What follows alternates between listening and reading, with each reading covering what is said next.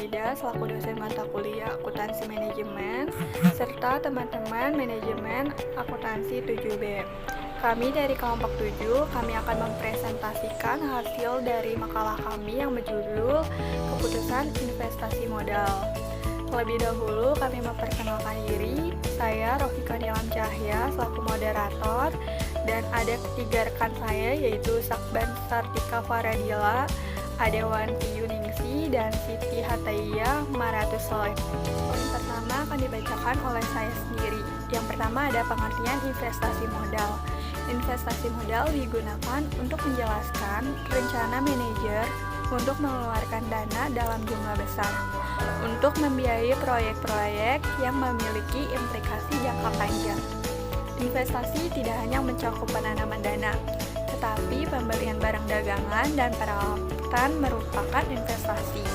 Keputusan investasi modal atau capital investment decision merupakan dengan proses perencanaan, penetapan tujuan, dan prioritas, pengaturan pendanaan, dan penggunaan kriteria tertentu untuk memilih aktiva jangka panjang. Karena keputusan investasi modal menempatkan sebagian sumber daya perusahaan pada risiko, sehingga keputusan investasi modal adalah keputusan yang amat sangat penting yang diambil oleh para manajer. Proses pengambilan atau keputusan investasi modal seringkali disebut sebagai penganggaran modal atau capital budgeting. Poin selanjutnya ada jenis-jenis keputusan investasi modal. Dalam keputusan investasi modal berkaitan dengan proses perencanaan, penetapan, tujuan, dan prioritas mengatur pendanaan dan menggunakan kriteria tertentu untuk melihat aset jangka panjang. Keputusan investasi modal menempatkan sejumlah sumber daya dalam risiko dengan periode waktu yang panjang dan juga mempengaruhi pengembangan perusahaan di masa yang akan mendatang atau masa depan. Oleh karena itu, keputusan investasi modal adalah salah satu keputusan yang terpenting yang dibuat oleh para manajer. Keputusan investasi modal yang buruk akan menimbulkan malapetaka. Poin selanjutnya adalah contoh dari keputusan investasi modal. Contoh kegagalan berinvestasi pada sistem produksi yang diotomatisasi ketika para pesaing sudah menerapkan sistem tersebut dapat menimbulkan kerugian yang cukup besar dalam pangsa pasar. Karena ketidakmampuan perusahaan untuk bersaing berbasiskan kualitas, biaya, dan waktu pengiriman, membuat keputusan investasi modal yang tepat merupakan hal yang mutlak untuk kelangsungan hidup perusahaan dalam jangka panjang. Yang pertama ada proyek independen dan mutualisasi. Proses pengambilan keputusan investasi modal sering disebut sebagai penganggaran modal. Dua jenis proyek penanganan modal adalah proyek independen dan proyek mutuali eksklusif. Yang kedua ada membuat keputusan investasi modal. Pada umumnya, investasi modal yang baik akan dapat mengembalikan pengeluaran modal awalnya selama masa investasi modal tersebut dan dapat saat yang bersamaan memberikan imbal hasil yang layak atas investasi awal. Apakah yang dimaksud dengan imbal hasil layak?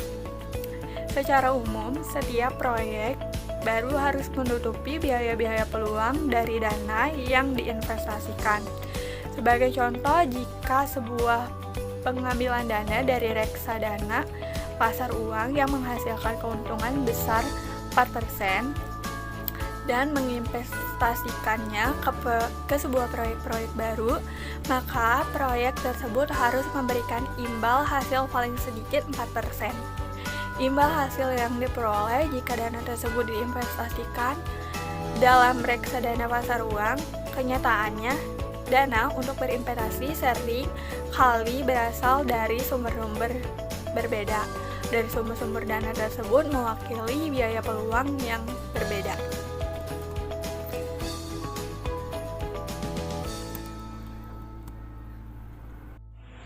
Assalamualaikum warahmatullahi wabarakatuh. Saya Saban Sartika Paradila. Di sini saya akan menjelaskan materi tentang periode pengambilan modal. Salah satu model non-diskonto adalah periode pengambilan modal adalah waktu yang dibutuhkan oleh sebuah perusahaan untuk memperoleh kembali investasi awal. Jika jumlah arus dari sebuah proyek memiliki jumlah yang sama pada setiap periode, maka rumus berikut dapat digunakan untuk menghitung periode pengambilan modal. Periode pengambilan modal sama dengan investasi awal dibagi arus kas tahunan. Yang kedua yaitu menggunakan periode pengambilan modal untuk menilai risiko. Salah satu cara penggunaan periode pengambilan modal adalah menetapkan periode pengambilan modal maksimum untuk semua proyek dan menolak setiap proyek yang periode setiap modalnya melebihi tingkat tersebut. Selain itu, perusahaan-perusahaan dengan arus kas yang melebihi risiko umumnya memerlukan periode pengambilan modal yang lebih singkat dibandingkan perusahaan yang berada di posisi yang lebih normal. Yang selanjutnya yaitu menggunakan periode pengambilan modal untuk memilih di antara beberapa pilihan. Dengan pendekatan pengembalian modal investasi dengan periode pengambilan modal yang terpendek lebih disukai dibandingkan dengan investasi yang memiliki periode pengambilan modal yang lebih panjang. Namun penggunaan periode pengambilan modal ini tidak banyak digunakan karena ukuran-ukurannya memiliki dua kelemahan sebagai berikut. 1. Periode pengambilan modal mengabaikan kinerja arus kas investasi setelah periode pengambilan modal. Yang kedua, periode pengambilan modal mengabaikan nilai uang dari waktu. Yang selanjutnya tuh tingkat imbal hasil akuntansi. Tingkat imbas akuntansi adalah model non-diskonto. Kedua yang bisa digunakan tingkat imbas hasil akuntansi mengukur imbal hasil sebuah proyek dalam bentuk laba. Kebalikan dari arus kas proyek, tingkat imbal dari akuntansi dihitung menggunakan dari rumus sebagai berikut. Tingkat imbal akuntansi sama dengan laba rata-rata dibagi investasi awal. Cara menghitung tingkat imbal hasil akuntansi. Sebuah investasi membutuhkan pengeluaran awal sebesar $100 dan masa dan manfaat selama 5 tahun. Arus kas tahunnya sebesar $50, $60, $50, dan $70. Diminta 1. Hitunglah laba neto tahun untuk setiap tahun sampai dengan tahun kelima. Yang kedua, hitunglah tingkat imbal hasil akuntansi. Jawabannya, beban penyusutan tahunan sama dengan $100 dikurang 50 dibagi 5 tahun sama dengan $20. Laba neto tahun sama dengan arus kas bersih dikurang beban penyusutan. Jadi, laba neto tahun 1 $50 dikurang $20 sama dengan $30. Laba neto kedua tahun kedua $50 dikurang $20 sama dengan $30. Laba neto tahun ketiga $60 dikurang $20 sama dengan $40. Laba neto tahun keempat ada $50 dikurang. Materi selanjutnya mengenai menghitung tingkat imbal hasil akuntansi. 2. Total laba neto 5 tahun sama dengan $180.000. Laba neto rata-rata sama dengan $180.000 dibagi 5 sama dengan $36.000. Tingkat imbal hasil akuntansi sama dengan $36.000 dibagi $100.000 sama dengan 0,36. Selanjutnya itu ada model diskonto metode nilai sekarang bersih. Nilai sekarang bersih atau present value (NPV) adalah selisih antara nilai sekarang arus kas masuk dan nilai sekarang arus kas keluar dari sebuah proyek. NPV mengukur tingkat keuntungan dari sebuah investasi. NPV yang positif menunjukkan bahwa investasi meningkatkan kekayaan perusahaan untuk menggunakan metode NPV tingkat imbal hasil. Tingkat imbal hasil yang dipersyaratkan harus diidentifikasikan tingkat imbal hasil yang dipersyaratkan atau required rate of return adalah tingkat imbal hasil minimum yang dapat diterima yang juga dikenal sebagai tingkat diskonto, hurdle rate, dan biaya modal. Selanjutnya itu ada setelah NPV suatu proyek dihitung, maka NPV dapat digunakan untuk menentukan apakah akan menerima atau menolak sebuah investasi. Pertama, itu jika NPV lebih besar dari 0, maka investasi tersebut menguntungkan sehingga dapat diterima. NPV yang positif menandakan bahwa 1. Investasi awal telah terpulihkan, 2. Tingkat imbal hasil yang dipersyaratkan telah terpulihkan, dan 3. Imbal hasil di atas 1 dan 2 telah diterima. Yang kedua, jika NPV sama dengan 0, pengambilan keputusan akan mendapat bahwa menerima dan menolak atau sebuah investasi sama besarnya.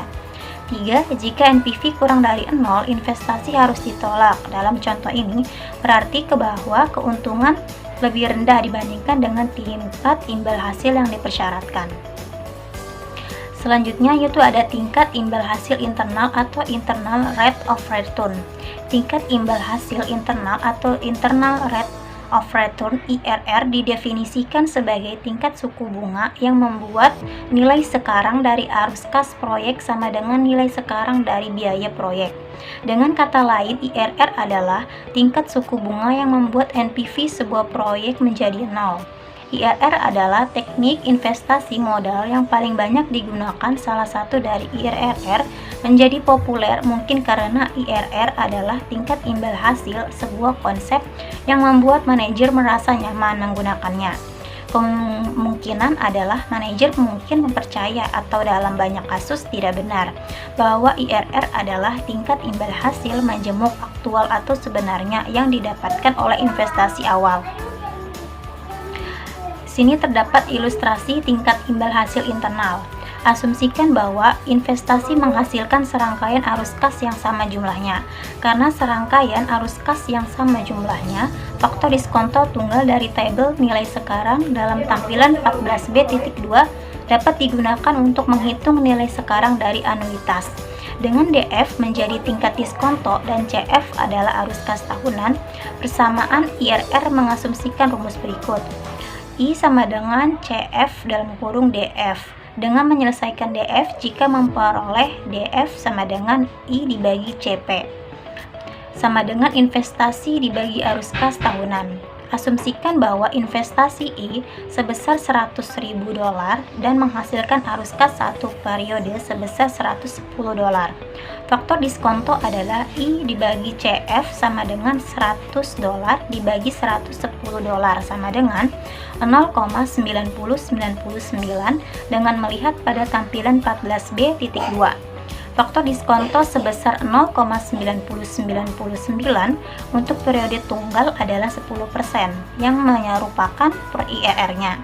Secara umum, setelah faktor diskonto diperoleh, lihat tampilan 14b.2 dan termasuk baris yang sesuai dengan proyek.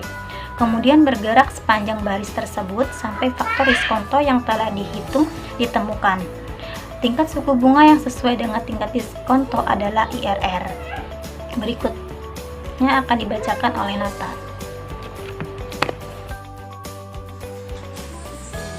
Ilustrasi tingkat imbal hasil internal diasumsikan bahwa nilai investasi $7.200 dalam sistem PC menghasilkan penghematan administrasi sebesar $6.000 dan $200 selama 2 tahun berturut-turut.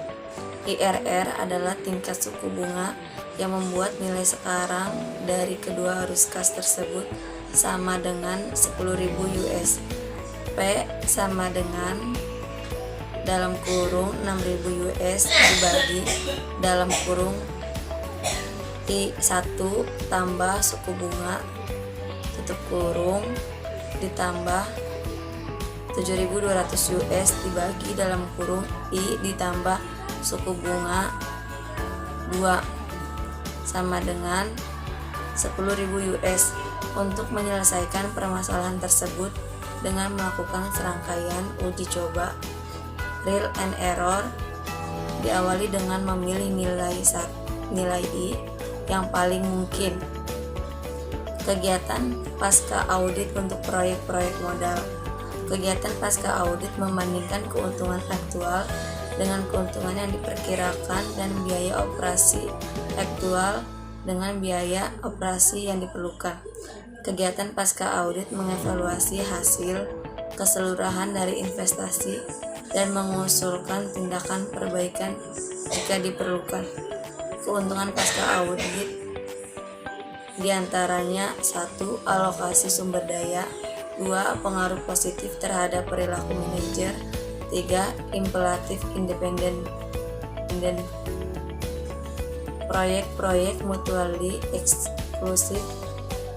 Ada metode NPV. Yang pertama, mengasumsikan bahwa setiap arus kas masuk yang diinvestasikan kembali pada tingkat imbal hasil yang dipersyaratkan. 2. Metode NPV mengukur keuntungan dalam nilai absolut. Berikutnya ada metode IRR. Yang pertama, metode IRR mengasumsikan bahwa setiap arus kas masuk diinvestasikan kembali pada nilai IRR, menginvestasikan kembali pada tingkat imbal hasil yang dipersyaratkan, lebih realistis dan memberikan hasil yang lebih andal saat membandingkan proyek-proyek yang bersifat mutually eksklusif. Yang kedua, metode IRR mengukur keuntungan dalam nilai relatif. NPV mengukur jumlah yang dapat mengubah nilai perusahaan.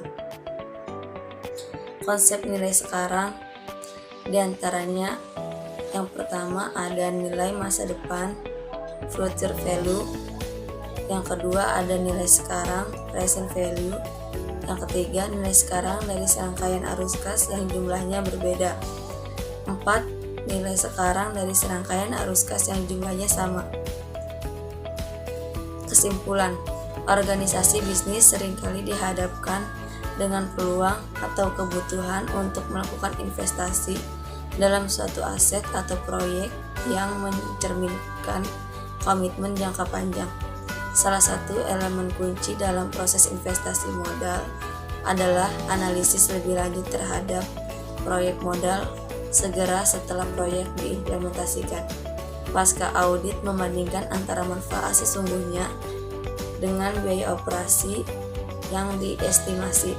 Sebelumnya telah ditunjukkan bahwa model non-diskonto dapat menyebabkan pilihan yang salah karena model ini mengabaikan nilai waktu uang.